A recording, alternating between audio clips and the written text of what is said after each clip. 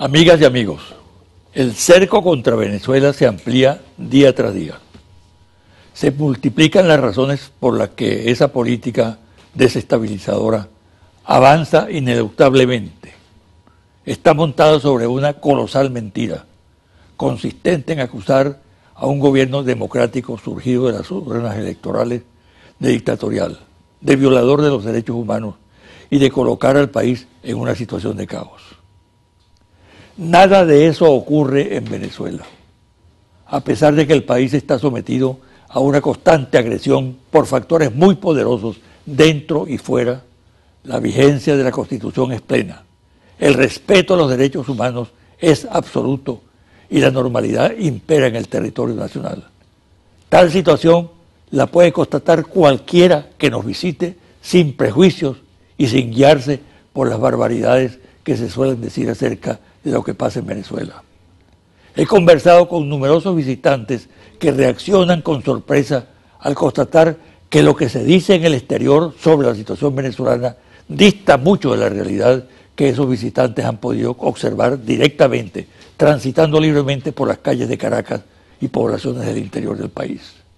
El propósito de esta campaña no es defender los derechos humanos presuntamente violados en el país, ni un sistema de vida mejor que muchos otros, que contrasta con el que impera en otras naciones regidas por personajes críticos de Venezuela.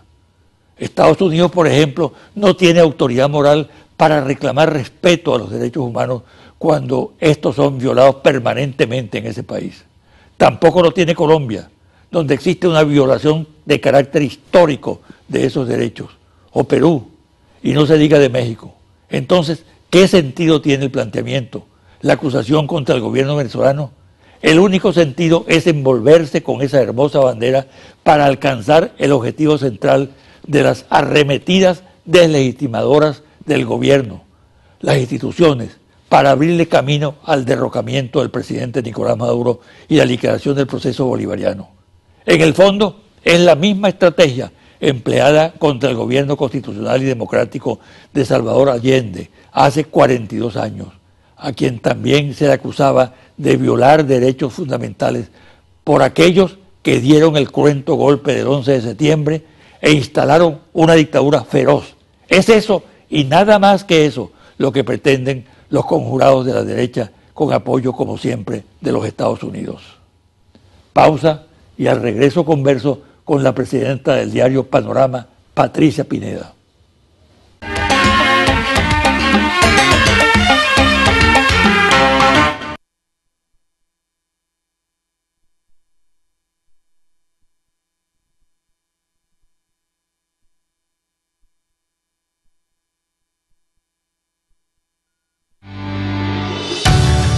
Estás viendo José Vicente Hoy.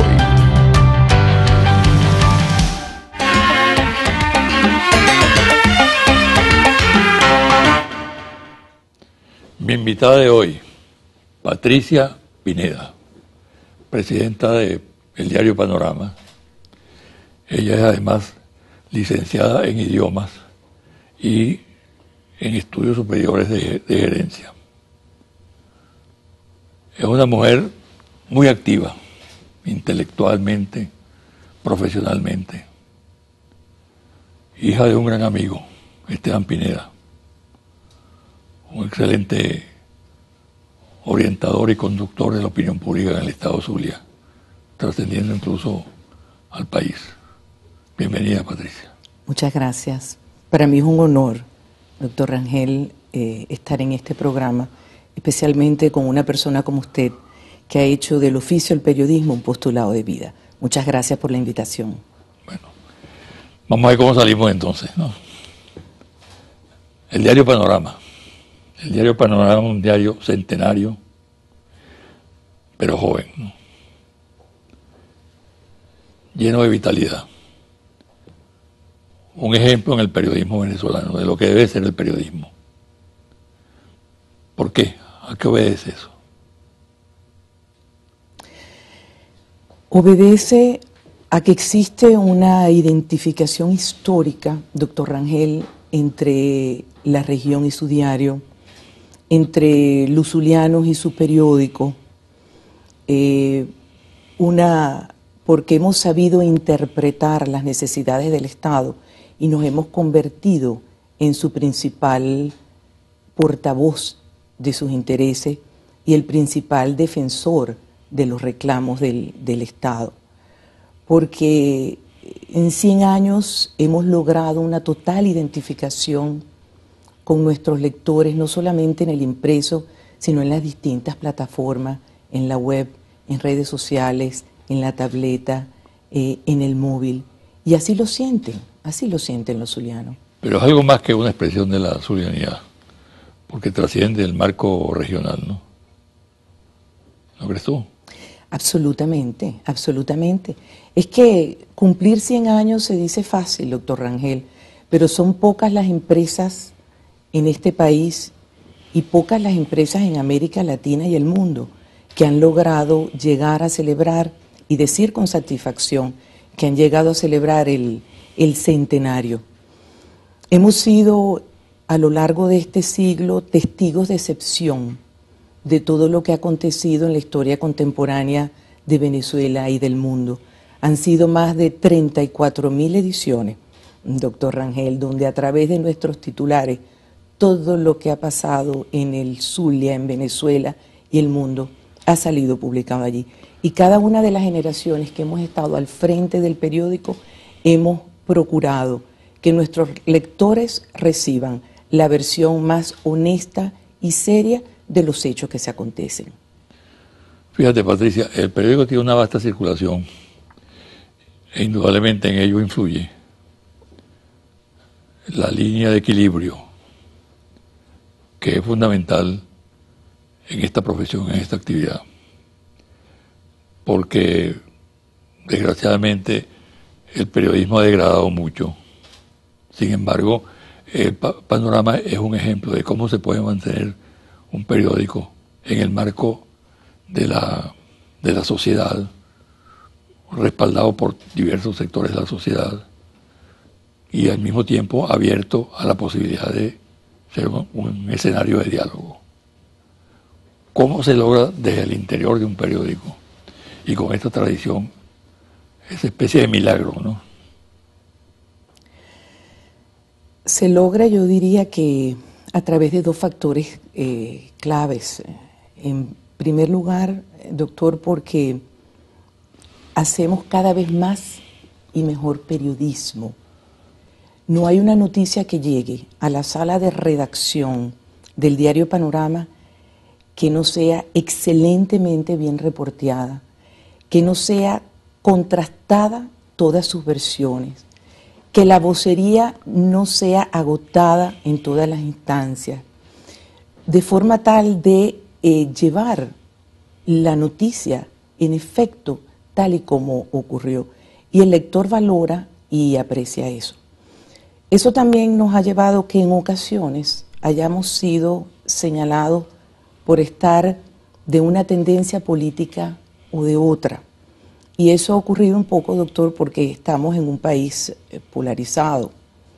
Aquel que señala a Panorama como un diario oficialista es porque en nuestras páginas ha encontrado los anuncios de gobierno, los mensajes del presidente Maduro, la información sobre las misiones y toda información vinculada a gobierno.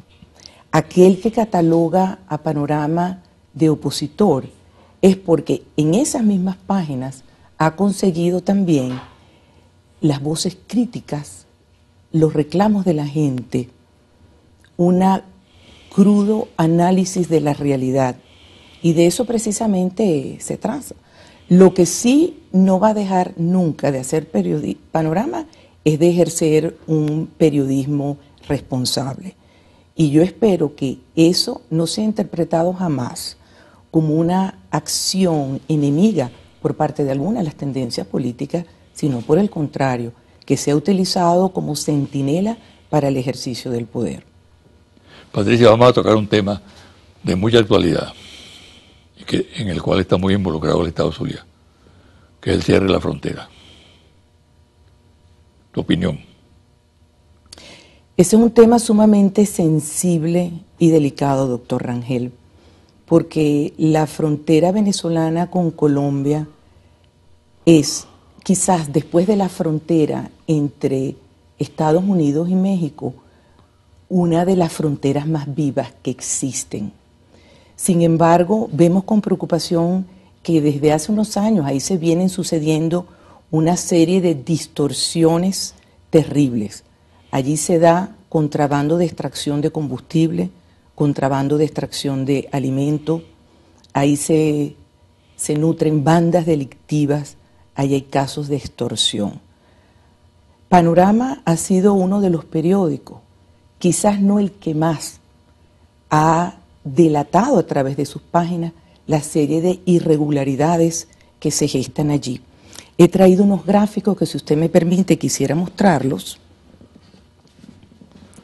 Te quisiera preguntar antes, ¿se justifica el cierre de la frontera? Absolutamente justificado. Había de alguna forma, doctor Rangel, que detener el desangre de nuestro país a través de la frontera. Fíjese, esta página, por ejemplo, Todos comen del contrabando, es del año 2012. En el Zulia nosotros estamos percibiendo lo que ocurre en la frontera y sufriendo las consecuencias de ello casi que 3 años antes, desde que se empiezan a percibir en el resto del país. Esta otra primera página, de junio del 2012, bachaqueo de gasolina sin límites. Y en las páginas internas mostrábamos una extensa selección de fotografías donde veíamos con preocupación cómo se estaba yendo a través del contrabando de extracción la gasolina de nuestro país. Yo creo, doctor Rangel, que ha llegado el momento que de verdad desde Bogotá y desde Caracas se le dé una verdadera mirada crítica a esa situación, se ubiquen las verdaderas causas de lo que lo está generando y se sienten a conversar y a resolverlo. ¿Tú percibes que ha mejorado la situación o ha empeorado la situación después del cierre? Desde el cierre de la frontera hay algunos aspectos que han mejorado sensiblemente. Ejemplo. Por ejemplo, las gasolineras ya no tienen las colas tan largas que solían tener.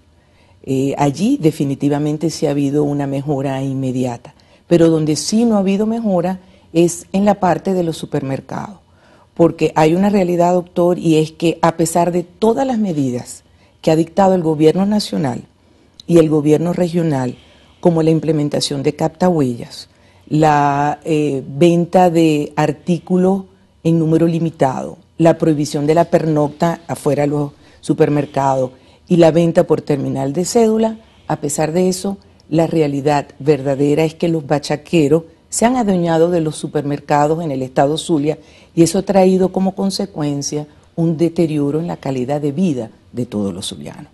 Entonces ya es el momento, pues, que de verdad se sienten a analizar las causas y los efectos de esa situación y se le ponga remedio.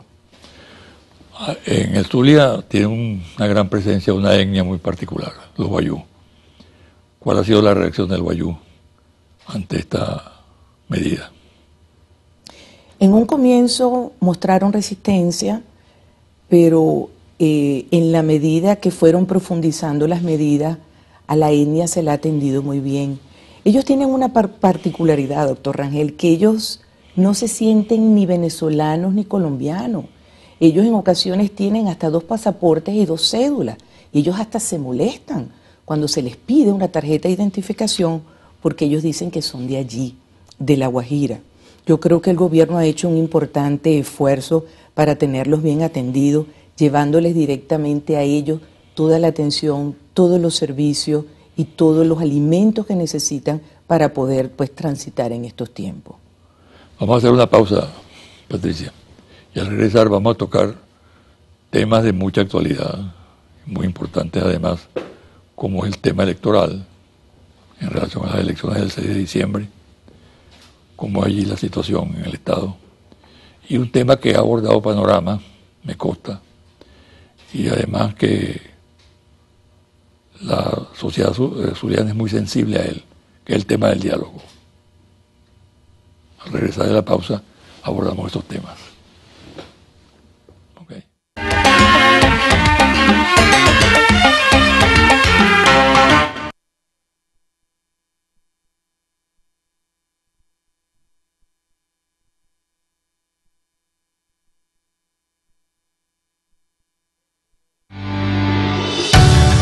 Estás viendo José Vicente Hoy.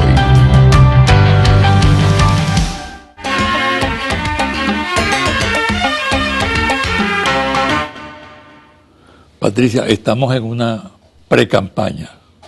No ha comenzado la campaña todavía, ¿no? Es una pre-campaña. Ahora, ¿tú crees que el debate que conviene para escoger los miembros de la Asamblea Nacional el 6 de diciembre, el debate que se está dando hasta ahora, es el que más conviene, el que más aporta a la información del ciudadano? Yo creo que sí, José Vicente. Hay enormes expectativas hacia la fecha 6 de diciembre y yo creo que la colectividad reaccionará en torno a esa fecha como lo ha hecho en el pasado, con entusiasmo, con la celebración de una fiesta electoral por democracia. Se activarán los adeptos de todas las tendencias políticas y se respetará el resultado de esa jornada. Hay muchas dudas sobre eso. Yo soy optimista, es mi filosofía de vida, yo soy optimista y yo quiero pensar, número uno, que sí van a haber elecciones y número dos, que los resultados de esas elecciones serán respetados. Pero estás consciente de que las brujas vuelan, ¿no? Absolutamente consciente. ¿Cómo evitar precisamente que se caotice el proceso electoral? ¿Qué aporte puedes dar tú y el periódico que diriges? Yo creo que las instancias hay que respetarse. Porque fíjate, están muy comprometidos los medios de comunicación, ¿no? Al extremo de que algunos son una gacetilla, ¿no? A favor de determinadas posiciones. Lo cual tampoco es malo, en democracia es válido todo eso, ¿no? Pero en medios de comunicación que orienten, que contribuyan a darle información, que es muy importante al ciudadano, ¿no? Porque el objetivo central de un proceso electoral es darle información a la gente, cómo se van a comportar los nuevos parlamentarios, ¿no? Entonces, ¿qué contribución puede dar un diario de las características de Panorama? Y una persona como tú, vinculada pues a ese diario. Doctor Rangel, yo no puedo hablar ni predecir cómo van a reaccionar los otros medios, ni qué van a hacer los otros periódicos. Yo lo que sí puedo hacer es qué hacemos nosotros y qué pensamos hacer. Y es darle absolutamente de manera equilibrada al lector toda la información que necesita para ejecutar el día 6 de diciembre una elección informada y autorizada. Y eso es lo que hacemos. No nos parcializamos, presentamos, escogemos los principales problemas que aquejan al país, los ponemos sobre la mesa y ponemos para que todos los aspirantes a las distintas posiciones opinen sobre ello y que el elector juzgue sobre quién está dando la mejor postura o el mejor conjunto de soluciones para ello. Una de las perversiones de este tipo de proceso electoral, como se adelanta en Venezuela últimamente, es la polarización, porque irracionaliza algo tan importante como es el sufragio. Ahora, cuando tú asumes esa posición, estás dando una contribución importante a la despolarización del país. ¿Están conscientes ustedes de eso? Correcto, absolutamente. Absolutamente. ¿No les trae consecuencias? Como le dije anteriormente en el tema polarización, nos trae consecuencias porque el país está polarizado y porque hay unos que no aceptan que se marche por el sendero del medio y que porque preferirían vernos sesgados de un lado y de otro. Y con eso se convive. Y siempre decimos, vivimos en un mundo plural donde hay posibilidades de elegir. Y el que quiera escoger un medio de comunicación con una determinada tendencia puede hacerlo abiertamente. Pero el que busque leer Panorama sabe que lo que va a conseguir allí es una información absolutamente independiente, equilibrada. Para algunos la estabilidad democrática del país está en peligro, entre otras cosas por la feroz campaña internacional que hay contra Venezuela y las instituciones, y luego porque internamente eso es evidente, hay sectores que no quieren las salidas pacíficas en el país, sino que apuestan a los atajos, ¿no? A políticas irracionales totalmente. ¿Cómo fortalecer la posición de los que en este país creen que o consideran seriamente que es fundamental el ejercicio democrático, consolidar las instituciones y alejarnos definitivamente de la tendencia golpista y terrorista? Yo creo que eso se reforzaría, doctor Rangel, a través del diálogo. Panorama ha apoyado fervientemente todas las distintas formas de diálogo y convocatorias de diálogo que se han dado en este país desde hace unos cuantos años. Traes unas láminas, si usted me permite mostrarlas en este momento. No. Si hay alguien que conoce que ha sido testigo fiel del diálogo que se ha dado en este país, ha sido Panorama.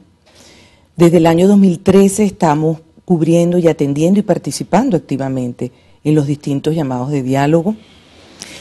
Para el año 2014, después de aquel movimiento llamado la salida, el presidente Maduro llamó a Miraflores a aquellas primeras jornadas de diálogo por la paz, donde Panorama fue un testigo de excepción.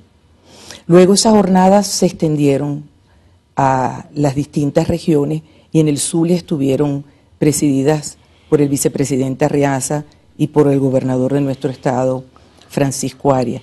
Luego, después de esas jornadas, vinieron las jornadas entre los sectores productivos, hasta que finalmente llegó el diálogo con la oposición en abril del 2014. Y yo creo que si hay algo que agradece la gente en estos tiempos, es esa posibilidad de escuchar de un lado y de otro sus posturas, de entender y aceptar que la gente está dispuesta a sentarse a dialogar.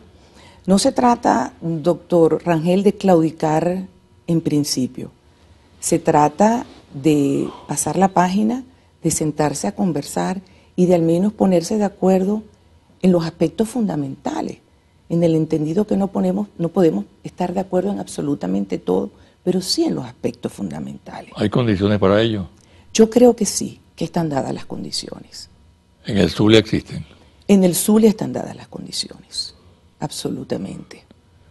El presidente de Fedecámara, el nuevo presidente, es zuliano. Yo lo entrevisté aquí mismo. Hizo una buena declaración. Hizo un planteamiento muy interesante, que creo que no se le dio el suficiente reconocimiento, ¿no? Pero me parece que la apertura hacia el diálogo, por lo menos en el marco electoral, tiene un correlato, que es la disposición a respetar el resultado electoral del 6 de diciembre. Condición sine qua non. ¿Participa de esa idea? Absolutamente sí. Es fundamental, doctor Rangel, el entendimiento entre el sector oficial y el sector privado. En el caso de Fedecámara, hay que reconocerles que los presidentes anteriores, tanto Jorge Botti como Jorge Roig, y el presidente actual, que por cierto, como usted lo dijo, es zuliano, Francisco Martínez, han manifestado con gallardía y han reconocido que en el pasado la institución empresarial cúpula de este país se equivocó al haber asumido un rol político y han manifestado pues reconocimientos de esa falla y han indicado pues señales de que quieren reactivarse en un verdadero diálogo. Lo ideal sería, en mi opinión, doctor Rangel, que gobierno y sector privado se sentasen a dialogar, pasasen de una vez por todas esa página. Yo creo que el gobierno tiene cosas que escuchar del sector privado, sobre todo problemas serios por los que el sector privado está atravesando, y yo creo que el sector privado debe a su vez escuchar con atención, sin prejuicio, lo que tiene que decirle en cuanto a propuestas y soluciones el gobierno. Así que hay cabida para el diálogo y para escucharse y para mejorar. ¿Qué puede pasar la noche del 6 de diciembre? Yo lo que quiero pensar que va a pasar es que vamos a esperar con atención a que la autoridad del CNE dé lectura a los resultados de la jornada y que se aceptarán los mismos y que al día siguiente habrá una gran convocatoria nacional donde participarán todas las instancias activas y comenzaremos pues por el arrancar, por una reactivación de un verdadero movimiento nacional en pro de lo que más le toca y le corresponde resolver a este país. Eso es lo que quiero pensar que va a ocurrir. Tú estás casada definitivamente con el optimismo. Absolutamente. Nuestra filosofía de vida está absolutamente prohibido y proscrito el pesimismo. Nosotros creemos firmemente en este país, en sus potencialidades, en su gente y sobre todo en el diálogo, que va a ser la forma de disolver los nudos que tenemos actualmente en nuestra sociedad. Bueno, muchas gracias, Patricia. Muchas gracias a usted, doctor Y Rangel. mucha suerte. ¿sabes? Ha sido un honor para mí. Gracias. Muchas gracias. Una pausa y al regresar los confidenciales.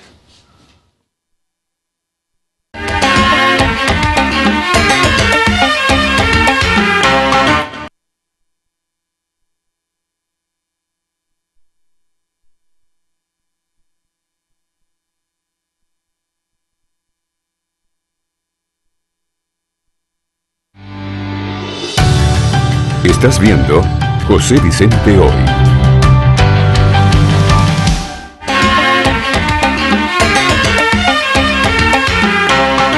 Y ahora los confidenciales. El optimismo que mostraban familiares, amigos y simpatizantes de Leopoldo López ante la posibilidad de resultar absuelto o que recibiera una sentencia menor por el tribunal que lleva el caso, se basaba en informaciones de que el gobierno norteamericano gestionaba una opción política por considerar que López es una especie de ícono de la lucha contra el gobierno de Maduro y que por consiguiente estaba en marcha un proceso de negociación del caso en el marco de la recomposición de las relaciones entre los Estados Unidos y Venezuela. Pero lo cierto es que no existía tal proceso. Incluso en la conversación telefónica entre John Kerry y Delcy Rodríguez, el secretario de Estado mencionó el tema, pero la cancillera venezolana lo cortó rápidamente y le dijo que esa no era materia de discusión porque se trataba de un caso cuya competencia correspondía a un poder autónomo como es el Poder Judicial. Se especula que en relación al caso de Leopoldo López podría darse una reacción posterior del gobierno norteamericano consistente en adoptar sanciones de carácter económico y algunas de tipo político contra Venezuela que desaten acciones de calle con el propósito de extremar tensiones en el curso del proceso electoral que culmina el 6 de diciembre. En la actualidad se construyen masivamente edificios residenciales de lujo en el municipio de Chacao. Los vecinos observan preocupados que en ciertas obras civiles, inmediatamente después de que la Dirección de Ingeniería Municipal de la Alcaldía les otorga la habitabilidad, se procede a construir 1 o 2 pisos adicionales sin autorización legal, lo cual es penalizado por las ordenanzas municipales de Chacao y la legislación de ordenación urbanística.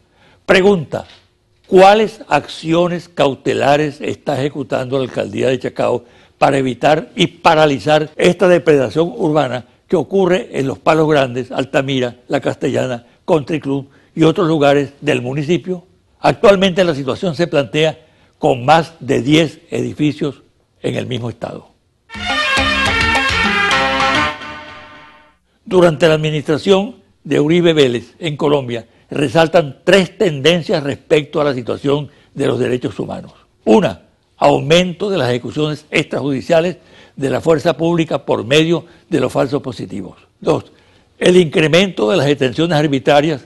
Y 3, la paramilitarización de la sociedad y de las instituciones. Esta última tendencia se expresa en el plano militar, en el hecho de que los paramilitares se institucionalizaron a través de empresas en el ámbito económico, controlan actividades ilegales y además participan en proyectos de agroindustria con el auspicio del gobierno y en lo político con la irrupción en la parapolítica. En síntesis, el paramilitarismo en Colombia transformó al país. El paramilitarismo colombiano no se puede explicar solamente como una reacción ante la delincuencia común, el crecimiento de las organizaciones guerrilleras y otros factores perturbadores. Hace parte de la razón de Estado que está en práctica por las mafias que han orientado los destinos del país y han evolucionado hacia la creación de una nueva realidad político-institucional que apuntala al Estado mafioso y a los liderazgos mafiosos. El presidente de Guyana, David Granger, militar retirado, es egresado de War College de los Estados Unidos, conocida como NDV, National Defense University. Hizo cursos en la Escuela de las Américas, de triste historial en materia de violación de los derechos humanos. Este año, Granger fue el orador de orden de la promoción 2015 y habló del potencial de Guyana, centrando su exposición sobre los recursos de Guyana en el Esequibo.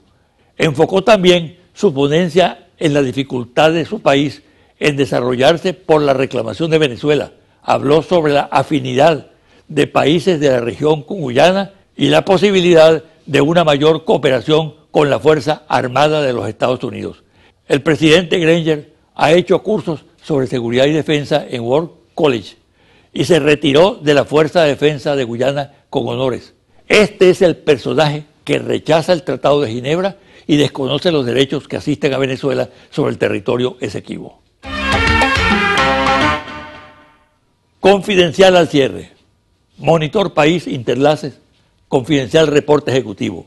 Ficha técnica, 1.200 entrevistas directas en hogares en todo el país del 9 al 15 de septiembre 2015.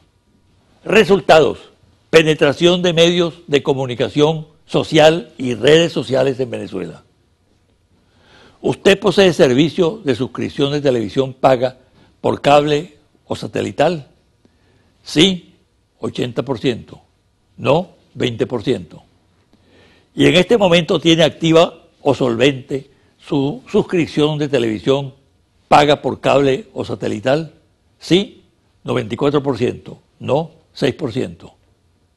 ¿Usted cuenta con servicio de internet en su casa? Sí, 69%. No, 31%.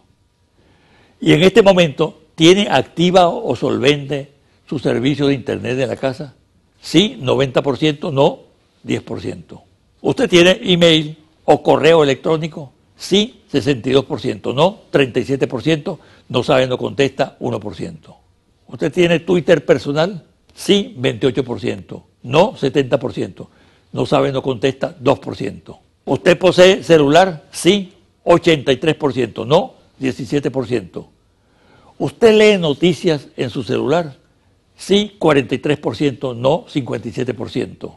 ¿Qué tanta confianza tiene usted en los medios de comunicación para informarse acerca de lo que pasa en Venezuela? ¿Mucha confianza? ¿Confianza? ¿Algo de confianza? ¿Poca confianza? ¿O nada de confianza? Mucha confianza, 7%. Confianza, 24%. Algo de confianza, 23%. Poca confianza, 29%. Ninguna confianza, 15%. No sabe, no contesta, 2%. ¿Qué medio de comunicación en particular utiliza usted más para informarse sobre lo que pasa en el país? Televisión nacional, 33%. Televisión regional, 0,3%.